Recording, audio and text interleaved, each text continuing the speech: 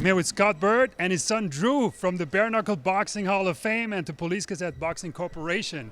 So, sum up the night for us. It was an exciting night of fights. It was absolutely awesome. We enjoyed the fights. We enjoy them all the time. We especially like the Trigon here. For me personally, I was extremely proud because Drew is my youngest son, and he is kind of the heir apparent to taking over when I'm done. He's given tours at the Hall of Fame, but this is his first time in the Trigon at the event, and he did a great job holding up the medallions, walking around. We did practice in the baby day before and all that kind of stuff. So we really love it. We love it here. We're treated so well here and then over in London. Just so happy to be here.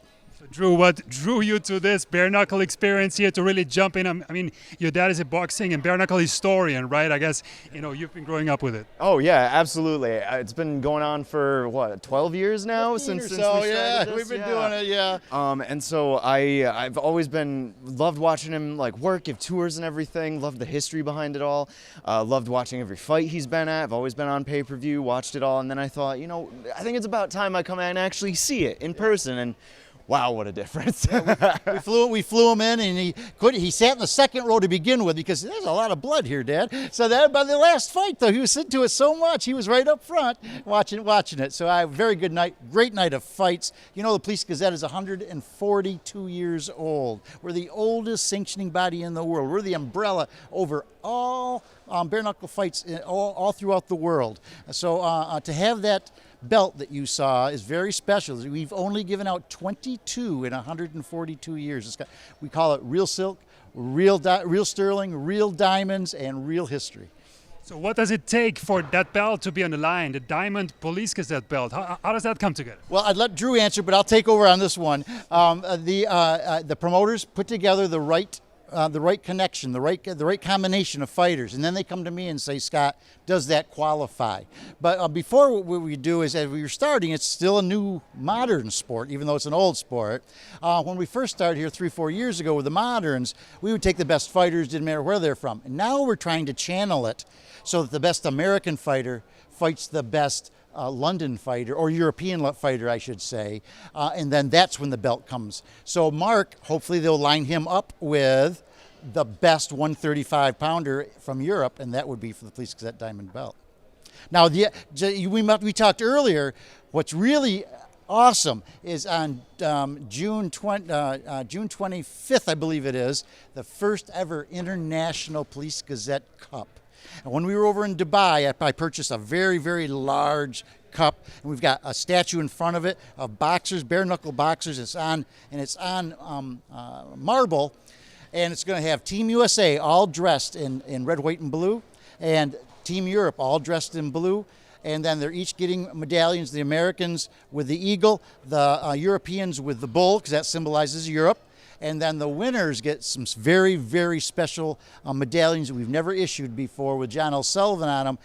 And the bandana is made of a collage of international flags. So, Drew, I'm sure you also have a very trained eye already. You're probably also a historian by now, right, in bare knuckle. What makes a really good bare knuckle fight for you?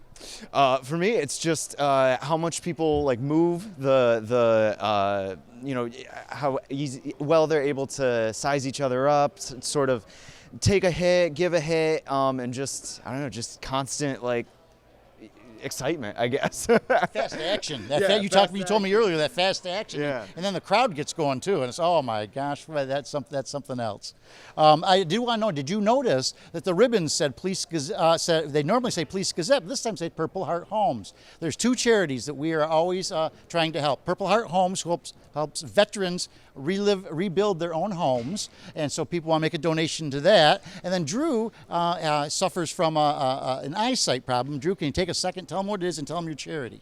Yeah, sure. I have choroideremia, which is an eye disease that causes progressive vision loss and leads to eventual blindness. But I'm running in the New York City Marathon with the Choroideremia Research Foundation this year, and raising money for that. And so far, I've been doing pretty well on it, and it's open until the marathon on November 5th. Well, now you raised 900 now, and your goal is. My goal is 3,000. And how can they get a hold of you? That was my next question. Yeah, I'm doing your job for you. So I have the link on my Instagram page. It's like in my bio and everything. You can go there.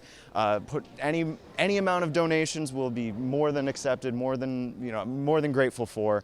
So yeah, just go to that link on my Instagram page and make a donation if you so wish. Read my story a little bit too if you'd like. Now, Scott, you're also the founder, the president of the Bare Knuckle Boxing Hall of Fame. Yes. And reading up on you, it's incredible what you do. Thank you so much. And it's going to come up again. You're going to meet, right, in Belfast, New York. But the special thing I found also was that you actually restored the place where John L. Sullivan used to train. That's incredible. Yeah, thank you so much. It's our 15th annual induction ceremony, 15 years. And it's July 7 and 8, right in Belfast, an hour south of Buffalo. And all the fighters are coming. Even if they're not getting awards, they're coming. It's kind of their home away from home. They love Belfast. We're so small, not even a traffic light.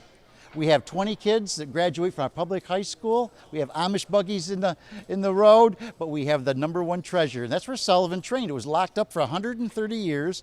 I unlocked it. There was all of his equipment, along with 14 cats and all kinds of rot. And I had 2 guys who were helping me. I was young at the time. They were 75, which at the time seemed old, but now doesn't.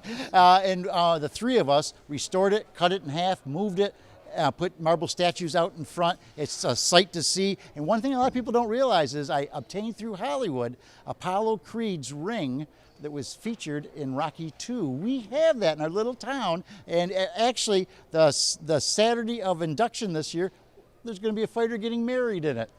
That's incredible. Can we already say who it's going to be? It's probably... Yes, Zach Kalmus, and he's so excited about it. And his fiancee is Paula Callahan. And we normally give a tour in the morning before our meet and greet. But this time, instead of the tour before, we're going to have the wedding. It's going to be so good. That's incredible. So, Drew, the ladies, they actually fought today for the Police Gazette Diamond Belt, right? What did you think about that fight? Oh, that was one of the best fights I've ever seen. It was so interesting, especially because that was the fight I moved up for, so I was closer to the action.